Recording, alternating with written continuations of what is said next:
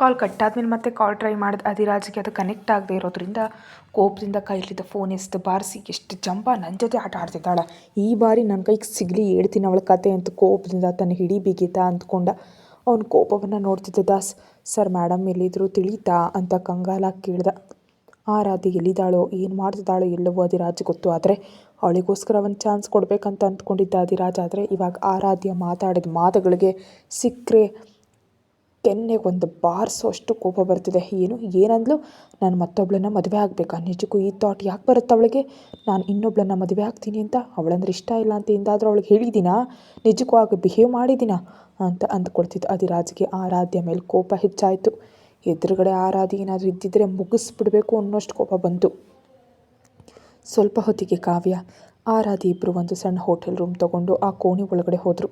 ಇದು ಎಷ್ಟು ಹೊಡಿತಿದೆ ನಿಜಕ್ಕೂ, ಇಂಥ ದರಿದ್ರವಾದ ಹೋಟೆಲ್ ನಿನಗೆ ಹೇಗೆ ಸಿಕ್ತೆ ಕಳ್ಮುಖದ್ದೆ ಅಂತ ಕೋಪದಿಂದ ಕಾವ್ಯ ಮೇಲೆ ಕಿರ್ಚಾಡಿದ್ಲು ಆರಾಧ್ಯ.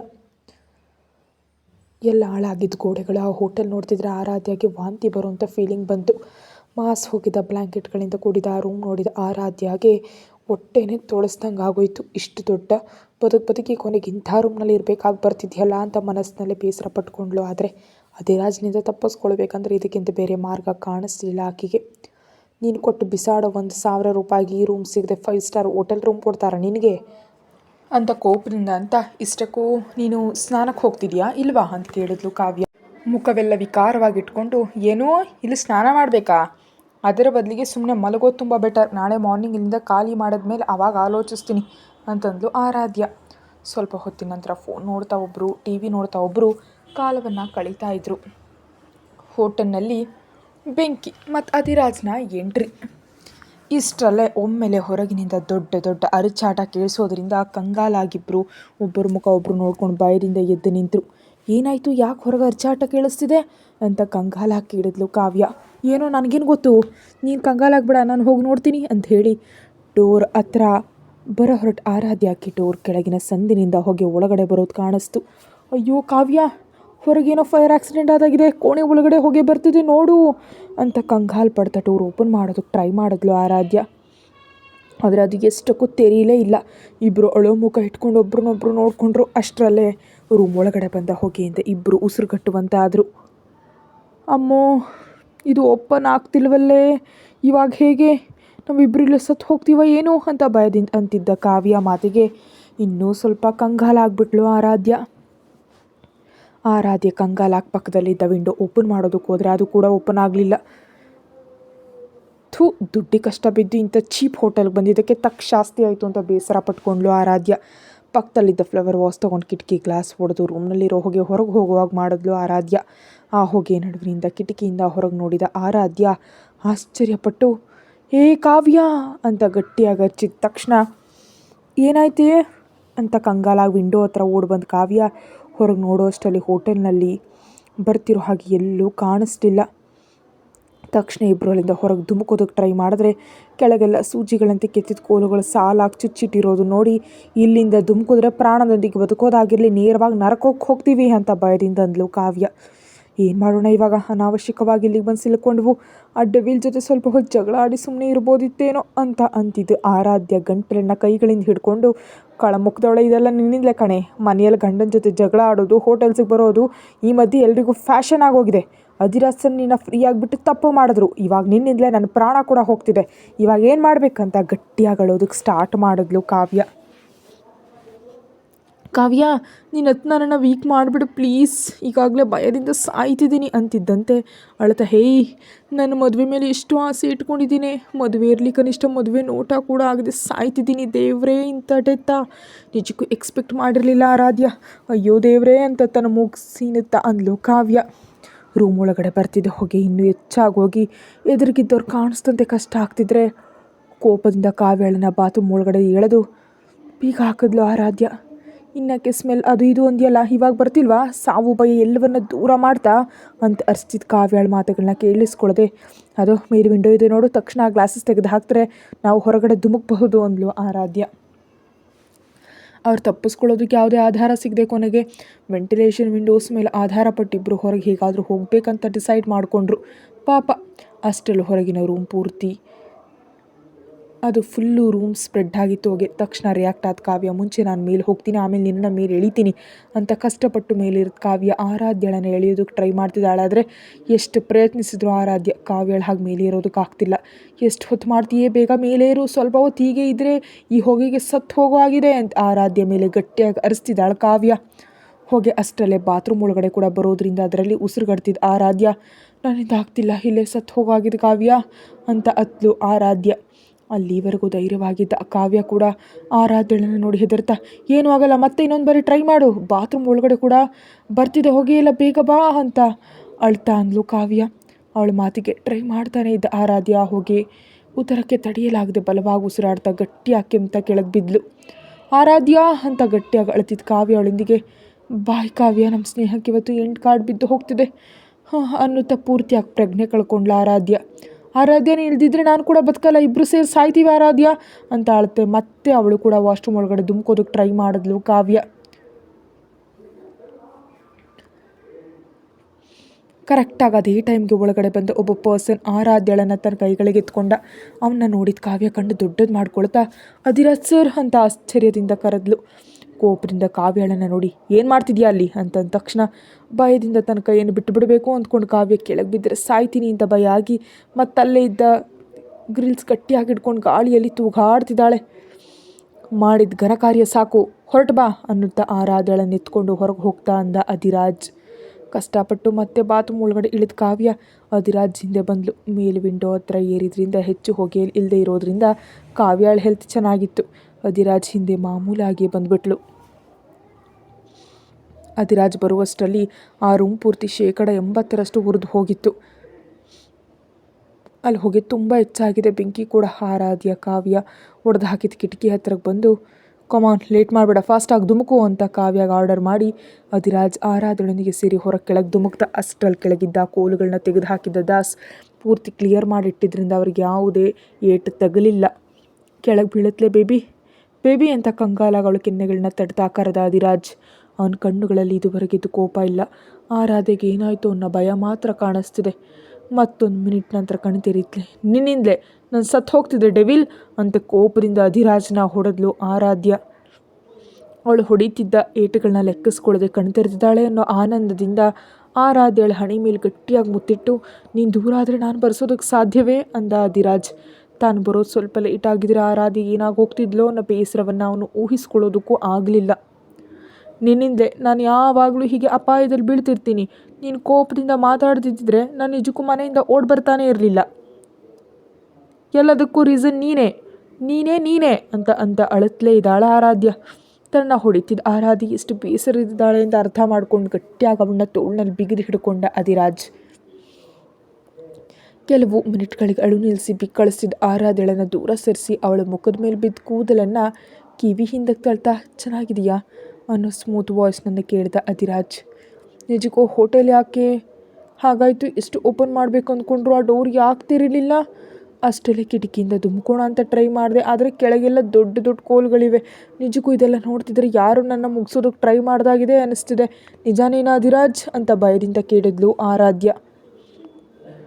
ನೀನೇನು ಕಂಗಾಲಾಗ್ಬಿಡ ಬೇಬಿ, ಇದ್ರ ಬಗ್ಗೆ ನಾನು ನೋಡ್ಕೋತೀನಿ ಅಲ್ವಾ ಅಂತ ಹೇಳಿ, ಹಸ್ವಾಗ್ತಿದೆಯಾ ಅಂತ ಕೇಳಿದ. ಮುಖ ಎಲ್ಲ ಮುದುಡ್ಕೊಂಡು ಸಣ್ಣ ಮಗುವಿನಂತಿಟ್ಟು, ಹೌದು ತುಂಬ ಹಸ್ವಾಗ್ತಿದೆ ಅಂತಂದ್ಲು ಆರಾಧ್ಯ. ಆ ಮಾತು ಕೇಳೋದ್ರೊಂದಿಗೆ ಅವಳನ್ನ ಎತ್ಕೊಂಡು ಕಾರ್ ಹತ್ರ ಕರ್ಕೊಂಡು ಹೋಗ್ತಾ, ಬೇಬಿ ಹೇಳ್ತಿದ್ದೀನಿ ನೋಡು, ನಿನಗಿದೆ ಲಾಸ್ಟ್, ನಿನಗೆ ಎಷ್ಟು ಕೋಪ ಬಂದರೂ ಮನೆಯಿಂದ ಹೊರಗಡೆ ಬರೋದಕ್ಕೆ ನಾನು ಒಪ್ಪಲ್ಲ, ಅರ್ಥ ಆಗ್ತಿದೆಯಾ ಅಂತ ವಾರ್ನಿಂಗ್ ಕೊಡುವಂತಂದ ಅಧಿರಾಜ್. ಇದೆಲ್ಲ ನಿಜಕ್ಕೂ ನಿನ್ನ ಬಿಹೇವಿಯರಿಂದಾನೆ.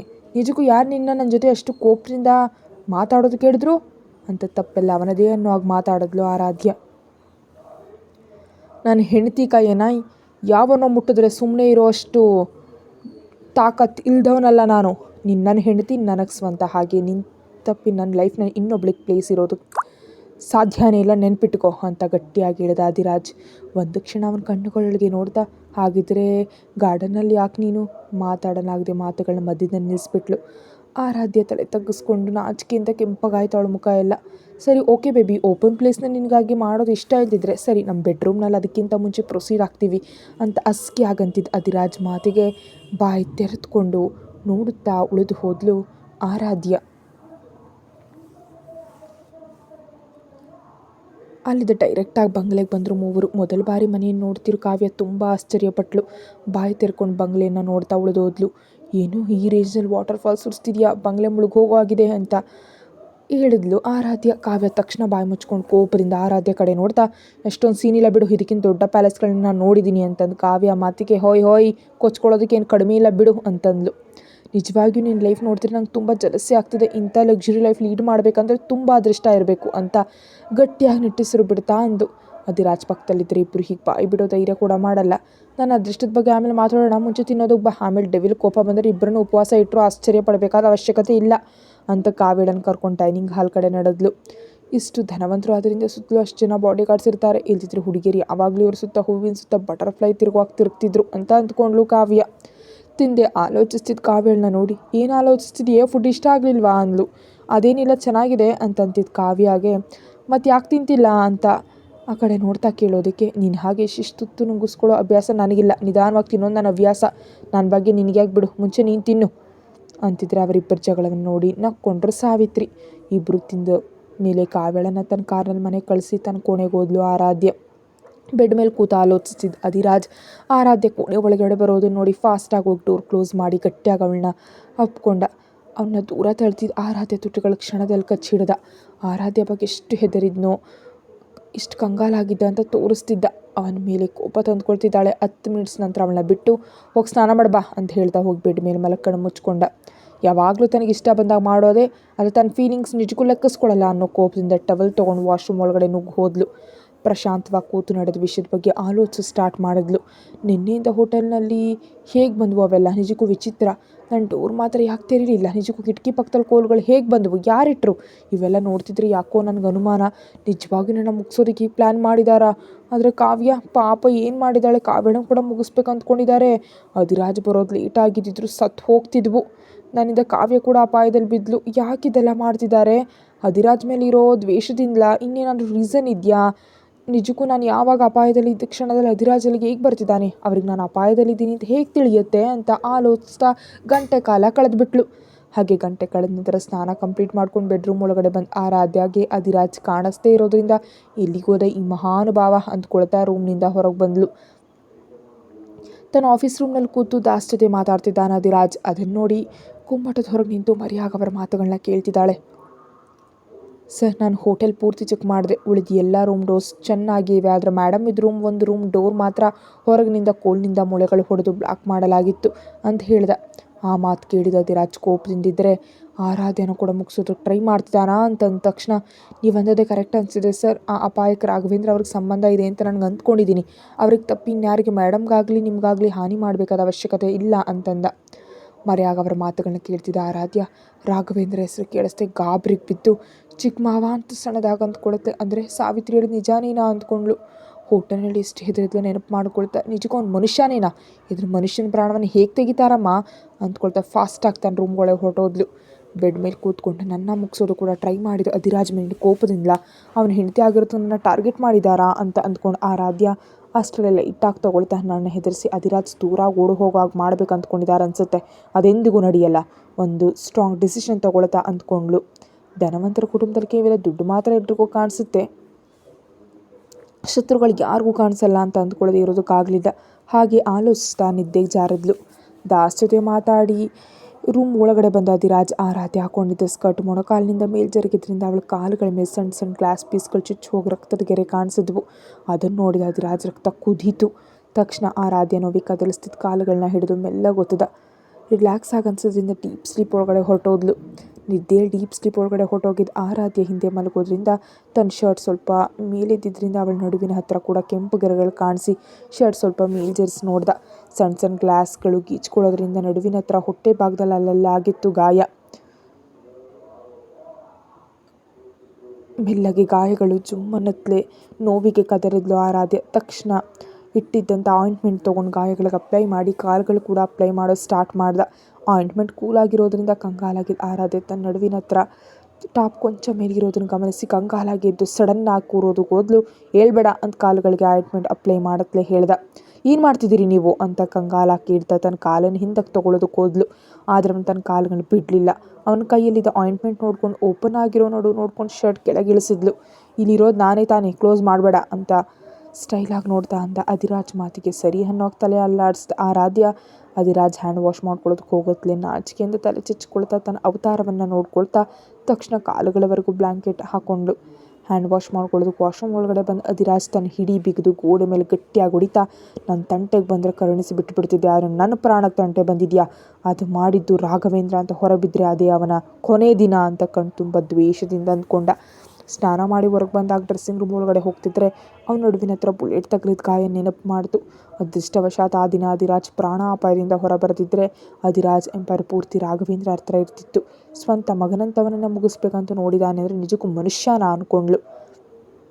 ಆಲೋಚನೆಯಲ್ಲಿ ಮುಳುಗು ಹೋಗಿದ್ದ ಆರಾಧ್ಯಳನ ಒಮ್ಮೆಲೆ ಅಧಿರಾಜ್ ತನ್ನ ಮೇಲೆ ಕೆಳ್ಕೊಳ್ಳೋದ್ರಿಂದ ಗಾಬರಿ ಬಿದ್ದು ಏನು ಮಾಡ್ತಿದ್ದೀರಾ ಅಂತ ಕೇಳ್ತಿದ್ದ. ಆರಾಧ್ಯ ಬ್ಯಾಕ್ ಮೇಲೆ ಒಂದೇ ಏಟು ಹಾಕಿ ಇನ್ನೊಂದು ಬಾರಿ ಮನೆಯಿಂದ ಓಡ್ ಹೋಗ್ತೀಯಾ ಅಂತ ಕೋಪದಿಂದ ಅಂದ. ಸಣ್ಣ ಮಕ್ಕಳಿಗೆ ಹೊಡೆದ ಹಾಗಲ್ಲಿ ಹೊಡಿತಾನೆ ಅಂತ ಊಹಿಸಿದ ಆರಾಧ್ಯ ಆಶ್ಚರ್ಯ ಪಡ್ತಾ ಅಧಿರಾಜ್ ಏನು ಮಾಡ್ತಿದ್ದೀರಾ ಅಂತ ಕೇಳಿದ್ಲು. ನಾನು ಕೇಳಿದ್ದಕ್ಕೆ ಉತ್ತರ ಹೇಳೋ, ಇನ್ನೊಂದು ಬಾರಿ ಮನೆಯಿಂದ ಓಡ ಹೋಗ್ತೀಯಾ ಅಂತ ಮತ್ತೆ ಇನ್ನೊಂದು ಹಾಕ್ತಾ. ಅಧಿರಾಜ್ ಹೊಡೆಯೋ ಹೇಟಿಂಗ್ ನೋವಾಗಿ ಅನಿಸಿದ್ರಿಂದ ಅಬ್ಬಾ ಅಂತ ಗಟ್ಟಿಯಾಗಿ ಹಚ್ತಾ, ಕಾಮನ್ ಸೆನ್ಸ್ ಇಲ್ಲದೆ ಹಾಗೆ ಹೊಡೆದ್ರೆ ಹೇಗೆ ಅಂತಂತಿದ್ದು. ಆರಾಧ್ಯ ಮಾತು ಲೆಕ್ಕಿಸ್ದೆ ಮತ್ತೆ ಲಡಾಕ್ ನಂಗೆ ತಿಳಿದೆ, ಮತ್ತೆ ಮನೆಯಿಂದ ಹೊರಗೆ ಹೋಗ್ತೀಯಾ ಅಂತ ಹೊಡಿತಾನೆ. ಅಧಿರಾಜ್ ಮಾತಿಗೆ ಮೊಂಡು ಮಾಡದೆ ಹೋಗಲ್ಲ, ಇನ್ನೊಂದು ಬಾರಿ ನಿಮ್ಗೆ ತಿಳಿದೆ ಹೆಜ್ಜೆ ಕೂಡ ಹೊರಗಿಡಲ್ಲ ಅಂತ ಹೇಳಿದ್ಲು. ಆದರೆ ಮನಸ್ಸಿನಲ್ಲಿ ಮಾತ್ರ ರಾಕ್ಷಸ ಹೇಗೆ ಹೊಡಿತಾನೆ ನೋಡು, ಈ ಹಿಟ್ಲರ್ಗೆ ಏಟಿಗೆ ಸತ್ತು ಹೋಗೋ ಆಗಿದೆ ಅಂತ ಮನಸ್ಸಿನಲ್ಲಿ ಬೈದ್ಕೊಂಡ್ಳು. ನಿನ್ನ ಮಾತುಗಳು ನನಗೆ ನಂಬೇಕನ್ನಿಸ್ತಿಲ್ಲ, ಇನ್ನೊಂದು ಬಾರಿ ನನ್ನ ಹತ್ರ ತಿಕ್ಲು ವೇಷ ಆಗ್ತಿದ್ಯಾ ಅಂದರೆ, ಇನ್ನೊಂದು ಬಾರಿ ತಪ್ಪಿಸ್ಕೊಳ್ಬೇಕು ಅಂತ ನೋಡಿದ್ಯಾ ಅಂದರೆ ಮುಗಿಸ್ಬಿಡ್ತೀನಿ, ಜಾಗ್ರತೆ ಅಂತ ತೋಳ್ನಲ್ಲಿ ಬಿಗಿ ಹಿಡ್ಕೊಂಡು ಅಧಿರಾಜ್ನಿಂದ ಬಿಡಿಸ್ಕೊಳ್ಳೋದಕ್ಕೆ ಎಷ್ಟು ಟ್ರೈ ಮಾಡಿದ್ರೂ ಆಗ್ತಾ ಇಲ್ಲ ಅವಳಿಗೆ. ಹಾಗೆ ಮಲಗಿಬಿಟ್ಲು. ಎದ್ದು ಕನ್ನಡಿ ಮುಂದೆ ಕೆಂಪಗಾಗಿ ಹಾಗಿದ್ದ ತನ್ನ ಕೈಗಳನ್ನ ನೋಡ್ಕೊಳ್ತಾ ಮಾನ್ಸ್ಟರ್, ಹಿಟ್ಲರ್, ರಾಕ್ಷಸ, ಕಳಮುಖದವನು ಅಂತ ಬಾಯಲ್ಲಿ ಬೈದ್ಕೊಳ್ತಿದ್ದ ಆರಾಧ್ಯಾಗೆ ಯಾರನ್ನು ಬೈತಿದ್ಯಾ ಅಂತ ಅಂದ. ಅಧಿರಾಜ್ ವಾಯ್ಸ್ ಕೇಳಿಸಿ ಶಾಕ್ ಆಗೋದ್ಲು. ಹಿಂದಿನಿಂದ ತನ್ನ ಶರ್ಟ್ ಮೇಲೆ ಎತ್ತಿ ಹೊಟ್ಟೆ ಮೇಲಿರೋ ಗಾಯಗಳನ್ನ ನೋಡ್ತಾ ಯಾರನ್ನು ಬೈತಿದ್ಯಾ ಅಂದ್ಕೊಂಡೆ, ಕೇಳಿಸ್ಲಿಲ್ವೇ ಅಂತ ಕೇಳ್ದ. ಇನ್ಯಾರನ್ನ, ಹಿಟ್ಲರ್ ನಿನ್ನನ್ನೇ ಅಂತ ಮನಸ್ಸಲ್ಲಿ ಅಂದ್ಕೊಳ್ತಾ, ಅಬ್ಬಾ ನಾನು ಯಾರನ್ನು ಬೈತಿದ್ದೀನಿ ಅಧಿರಾಜ್ ಅವರೇ ಅಂತ ಕೇಳಿದ್ಲು. ನೀನು ಸುಂದರವಾದ ಆ್ಯಕ್ಟಿಂಗ್ ನಿಲ್ಲಿಸಿದ್ರೆ ಬೆಟರ್, ನೀನು ನನ್ನನ್ನೇ ಬೈತಿದ್ಯಾ ಅನ್ನೋ ವಿಷಯ ನನಗೆ ಗೊತ್ತು, ಆದರೆ ಗಾಯ ಇನ್ನೂ ಹಾಗೇ ಇವೆ, ಈ ದಿನ ಕೂಡ ಆಯಿಂಟ್ಮೆಂಟ್ ಅಪ್ಲೈ ಮಾಡ್ತೀನಿ ಬಾ ಅಂತ ಅಂದ. ಅಧಿರಾಜ್ ಬುದ್ಧಿವಂತಳಾಗಿ ಅನ್ನೋ ಹಾಗೆ ತಲೆ ತಗ್ಸಿದ್ಲು. ರೂಮ್ನಿಂದ ಹೊರಗೆ ಬಂದು ಆರಾಧ್ಯ ಹತ್ರ ಓಡ್ತಾ ಬಂದ್ಲು ಸಾವಿತ್ರಿ. ಅವಳು ಯಾಕೆ ಇಷ್ಟೊಂದು ಕಂಗಾಲಾಗಿದ್ದಾಳೆ ಅಂತ ಅರ್ಥ ಆಗದೆ ಏನಾಯಿತು ಅಂತ ಕೇಳಿದ್ಲು. ನನ್ನ ಕ್ಷಮಿಸಿ ಮೇಡಮ್, ನೀವು ಬಂಗಲೆ ಹಿಂದೆ ಗಾರ್ಡನಲ್ಲಿ ಇದ್ದೀರಾ ಅಂತ ನಾನೇ ಅಧಿರಾಜ್ ಸರ್ಗೆ ಹೇಳಿದೆ, ಆದರೆ ನಿಮ್ಮ ಬಗ್ಗೆ ತಪ್ಪಾಗಿ ಆಲೋಚಿಸಲಿಲ್ಲ ಅಂತ ಕಂಗಾಲಾಗಂತಿದ್ದಂತೆ ಇವಾಗ ನಿನ್ನನ್ನು ಯಾರೇನಂದ್ರು ಅಂತ ಅಂದ್ಲು. ಅಧಿರಾಜ್ ಸರ್ಗೆ ನೀವು ಎಲ್ಲಿದ್ದೀರಾ ಅಂತ ನಾನು ಹೇಳಿದೆ ಹೋಗಿದ್ರೆ ನಿಮ್ಮಿಬ್ಬರ ಮಧ್ಯೆ ಜಗಳ ನಡೀತಿರಲಿಲ್ಲ, ನೀವು ಬಿಟ್ಟು ಹೋಗ್ತಿರ್ಲಿಲ್ಲ ಅಲ್ವಾ ಮನೇನ, ಇದೆಲ್ಲ ನನ್ನ ತಪ್ಪಿನಿಂದಲೇ ನಡೆದಿದ್ದು, ನನ್ನ ಕ್ಷಮಿಸಿ ಅಂದ್ಲು. ನಿಜಕ್ಕೂ ಇದ್ರಲ್ಲಿ ನಿನ್ಗೆ ಯಾವುದೇ ಸಂಬಂಧ ಇಲ್ಲ ಸಾವಿತ್ರಿ, ನೀನು ರಿಗ್ರೆಟ್ ಫೀಲ್ ಆಗಬೇಡ ಅಂದ್ಲು. ನೆನ್ನೆ ನಡೆದಿದ್ದೆಲ್ಲ ಶ್ರಾವಣಿ ಪ್ಲ್ಯಾನ್ ಅಂತ ತನಗೆ ಗೊತ್ತು, ತಾನು ವಿಕ್ರಮ್ ಬಂಗಲೆ ಹಿಂದೆ ಇದ್ದೀನಿ ಅಂತ ಅಧಿರಾಜ್ ಕೇಳಲ್ಲಿ ಕರ್ಕೊಂಡು ಬಂದದ್ದು ಕೂಡ ಅವಳೇ ಅಂತ ಅವಳಿಗೆ ಅರ್ಥ ಆಯಿತು. ಸಾವಿತ್ರಿ ಹತ್ತಿರದಿಂದ ಡೈನಿಂಗ್ ರೂಮ್ಗೆ ಹೋಗ್ತಿದ್ದ ಆರಾಧ್ಯಗೆ ಏನೋ ನೆನಪಾಗಿ ಅಯ್ಯೋ ಅಂತ ಗಟ್ಟಿ ಅಗರ್ಚಿದ್ಲು. ಅವಳ ಹಿಂದಿದ್ದು ಸಾವಿತ್ರಿ ಏನಾಯಿತು ಅಂತ ಕೇಳಿದರೆ ಆರಾಧ್ಯಗೆ ಏನಾಯಿತು ಅನ್ನೋ ಕಂಗಾಲ್ನಲ್ಲಿ ಗಟ್ಟಿಯಾಗಿ ಅವಳನ್ನ ಹತ್ಕೊಂಡು ಏನು ನಡೀತು ಬೇಬಿ ಅಂತ ಸ್ವಲ್ಪ ಕಂಗಾಲಾಗಂದ ಅಧಿರಾಜ್.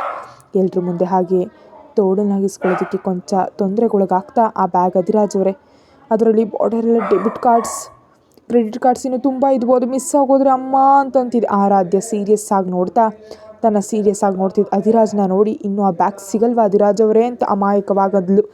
ಆರಾಧ್ಯನ ಬಿಟ್ಟು ನಿನ್ನ ಬ್ಯಾಗ್ ನನ್ನ ರೂಮ್ನಲ್ಲಿದೆ ಅಂದ ತಕ್ಷಣ ಹೌದಾ, ನಾನು ನಿಜಕ್ಕೂ ಅದನ್ನು ನೋಡಲೇ ಇಲ್ಲ, ಓ ಗಾಡ್, ಒಂದು ಕ್ಷಣ ಪ್ರಾಣ ಹೋಗಿ ವಾಪಸ್ ಬಂದಾಗಿದೆ, ಬ್ಯಾಗ್ ಇಲ್ದಿದ್ರೆ ಇಷ್ಟು ಮನಿ ಲಾಸ್ ಆಗ್ತಿತ್ತು ಅಂತ ತಾನೆ ಎದೆ ಮೇಲೆ ಕೈಗಳನ್ನ ಇಟ್ಕೊಂಡು ಉಸಿರಾಡಿದ್ಲು. ಸುಮಿತ್ ನಗ್ತಾ, ನೀವು ಅವುಗಳನ್ನ ಕಳ್ಕೊಂಡ್ರು ಅಧಿರಾಜ್ ಸರ್ ಅವುಗಳನ್ನ ಎಂದಿಗೂ ಬಿಡಲ್ಲ ಮೇಡಮ್ ಅಂದ. ಹಾಂ ಅದು ನಿಜ ಬಿಡು ಅಂತ ಡೈನಿಂಗ್ ಟೇಬಲ್ ಮೇಲೆ ಕೂತು ಆರಾಧ್ಯಗೆ ನಿನ್ನ ಫೋನ್ ಎಲ್ಲಿದೆ ಅಂತ ಕೇಳಿದ. ಅಧಿರಾಜ್ ಧ್ವನಿ ಕೇಳಿಸಿ ಗಂಟರಲ್ಲಿ ಕಾಯಿ ಬಿದ್ದ ಹಾಗಾಯಿತು. ಫೋನ್ ಅಂತ ಏನು ಸಮಾಧಾನ ಹೇಳಬೇಕು ಅರ್ಥ ಆಗದೆ ಸ್ವಲ್ಪ ಹೊತ್ತು ಉಗುರು ಕಚ್ಕೊಂಡು ಹೋಟೆಲ್ ಇನ್ಸಿಡೆಂಟ್ ನೆನಪಿಗೆ ಹೊರಟ ತಕ್ಷಣ ಆ ಹೋಟೆಲ್ನಲ್ಲಿ ಎಲ್ಲೋ ಬಿದ್ದು ಹೋಗಿರುತ್ತೆ ಅಂತ ಕಂಗಾಲಾಗಿ ಹೇಳಿದ್ಲು. ಅಧಿರಾಜ್ ತನ್ನ ಕಣ್ಣುಗಳನ್ನು ನೋಡಿದ್ರೆ ಎಲ್ಲಿ ಕಣ್ಣು ಹಿಡಿದು ಬಿಡ್ತಾನೋ ಅಂತ ಸುಮ್ಮನೆ ತಲೆ ತಗ್ಗಿಸ್ಕೊಂಡು ತಿನ್ನೋದಕ್ಕೆ ಸ್ಟಾರ್ಟ್ ಮಾಡಿದ್ಲು. ಅಪ್ಪಳಿಸುವಂತೆ ತನ್ನ ಪಕ್ಕದಲ್ಲಿ ಹೊಸ ಫೋನ್ ಬಾಕ್ಸ್ ಇಟ್ಟ ಅಧಿರಾಜ್. ಅದನ್ನು ನೋಡಿದ ಆರಾಧ್ಯ ಇದು ನನಗೋಸ್ಕರನಾ ಅಂದ್ಲು. ಯಾಕಂದರೆ ಆರಾಧ್ಯಳಂದ ಹುಡುಗಿಗೆ ಫೋನ್ ಎಷ್ಟು ಇಂಪಾರ್ಟೆಂಟ್ ಅನ್ನೋದು ಅವಳಿಗೆ ಒಂದೇ ದಿನದ ತಿಳಿದು ಬಂದಿದೆ. ನಿನಗಿಷ್ಟ ಅಲ್ದಿದ್ರೆ ಇವಾಗಲೇ ಎಸಿಬಹುದು ಅಂತಂದ. ಅಧಿರಾಜ್ ಮಾತಿಗೆ ಜೋಕ್ ಮಾಡಬೇಡಿ ಅಧಿರಾಜ್ ಅಂತ ಫೋನ್ ತೊಗೊಂಡು ಅದರ ಫೀಚರ್ಸ್ ನೋಡೋದು ಸ್ಟಾರ್ಟ್ ಮಾಡಿದ್ಲು.